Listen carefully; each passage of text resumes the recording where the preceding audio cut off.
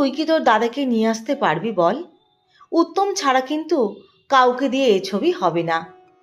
সুচিত্রা সেনের কথা শুনে কিছুক্ষণ মাথা নিচু করে চুপচাপ বসে রইলেন তরুণ কুমার।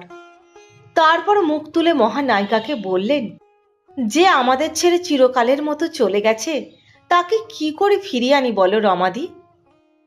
অভিনেতা তরুণ কুমারের মুখে এই কথা শুনে মহানায়িকা সুচিত্রা সেন বলেছিলেন, তোর দাদাকে যখন আনতেই পারবি না, তাহলে এই ছবি করার কথা তুই ভুলে যা বুড়ো। একমাত্র উত্তমকে পেলেই ছবিটা করা যেত। ওকে ছাড়া অন্য কাউকে আমি নায়ক বলে মনেই করি না। এ কথা বলে একটা দীর্ঘশ্বাস ফেলে জানলা দিয়ে বাইরে কৃষ্ণচূড়া গাছটার দিকে অনেকক্ষণ একভাবে তাকিয়ে রইলেন মহানায়িকা সুচিত্রা সেন। আনমনা কৃষ্ণচূড়া গাছটার মাথায় তখন সন্ধ্যা